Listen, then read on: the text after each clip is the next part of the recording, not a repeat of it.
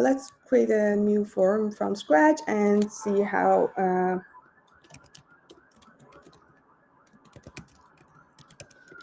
Let's say this is a loan qualification form, and let's edit the form and see how it changes. So let's say our loan form, loan application, right? So this is a loan application form, and you're asking the users basic information, and then there more information about what kind of loan they want. So let's say it has a number for requested amount, for example, in USD, and let's say you're asking some qualifying questions. You can change and customize the questions however you want. I just want to show you how it works, so I won't get into the details of what questions to ask, but we will definitely publish a template out of this because it's a very good example. And stay tuned for the templates. You can check it on the templates gallery on Formaloo website. So let's say one of the qualification fields is your income or your family income.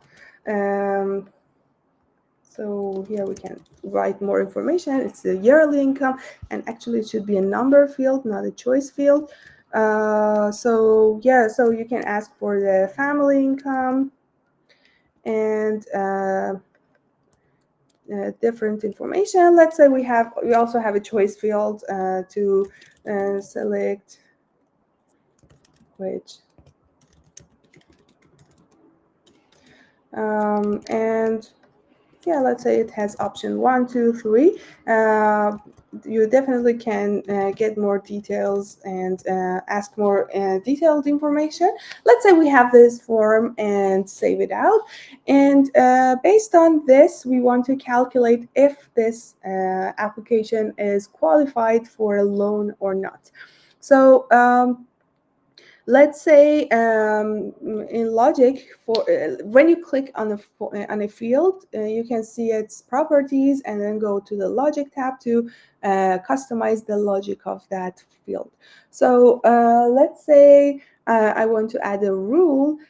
So when the requested amount is greater than or equal to, I don't know, 10,000 or less than this,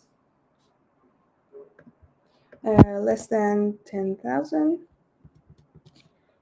then in this case, I want to add a value to a score field. And in this case, I should add a variable to my form to calculate the eligibility.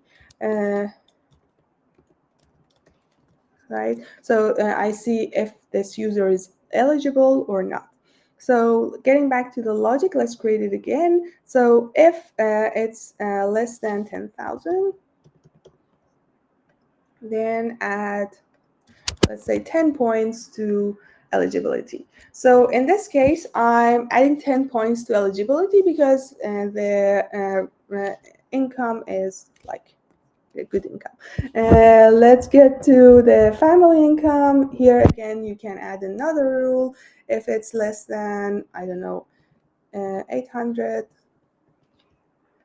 well, of course, this should make more sense. So feel free to change it however you want. But I want to show you the idea.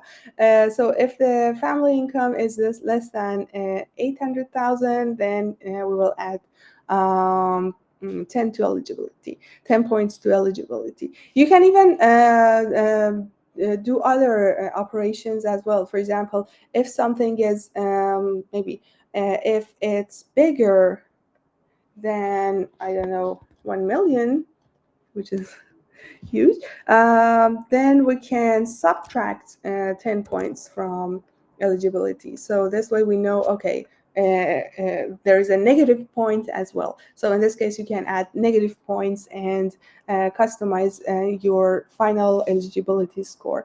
So this can be eligibility score for more clarity.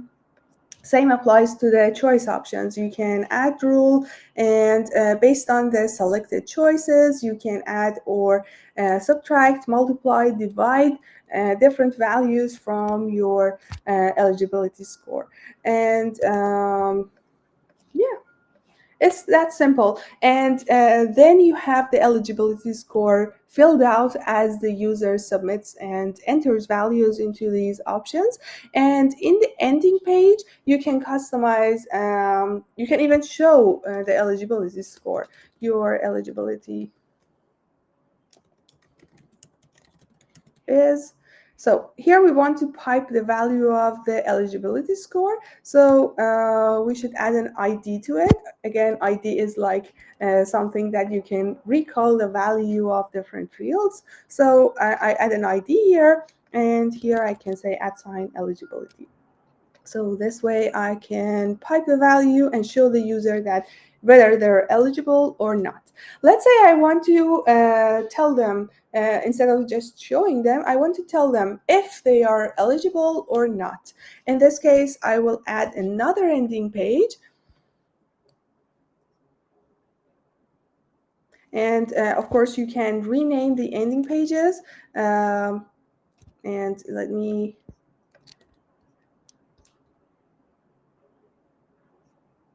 Okay, so let's rename our ending pages, eligible, and the other one should be not eligible, right? And I think I created it an extra one, so let's delete this one. Okay, so we have, oh yeah, we have, actually, let me refresh the page. Good. So we have two ending pages. One is eligible and the other one is not eligible. So maybe in this case, I don't want to show this. I want to show it here. And here I can say, unfortunately, you're not eligible for this loan. Right? And of course, you can change the style, you can bring it to the center, you can change it however you wish. And yeah, so we have the eligibility here. And now let's see how we can redirect the user to the right ending page. For this case, we should go to the advanced logic and get to the end of the advanced logic to this section on submitting the form. So here I will add a rule to see what's the final eligibility score. And if the eligibility score is, when the user submits the form, if the eligibility score is greater than I don't know, 20, because I was adding 2 10s to each of these, 1 10 here and 1 10 here and 1 10 here. So it's 30. The maximum number is 30. Let's remove this distract one. So the maximum number is 30. So if it's greater than 20, then after submit, go to ending page. And here I want to say you're eligible. And otherwise, if it's less than 20, after submit, go to ending page, not eligible. Let's save changes. And one more powerful feature in Formaloo is the logic map. So with logic map, you can see how your logic is working, and you can find some bugs. If your logic is not working based on how you want, maybe there's something wrong, so you can find out what's wrong using the logic map. So each of these questions are leading to the other, and on submitting the form, it's sending to different ending pages. One of them is when it's greater than 20, the eligibility score is greater than 20, and in the other case, when it's less than 20. So let's preview and see how it works. Let's enter with a lot of zeros, and a lot of zeros here as well. And here option 1, it's less than 20, so we're not eligible.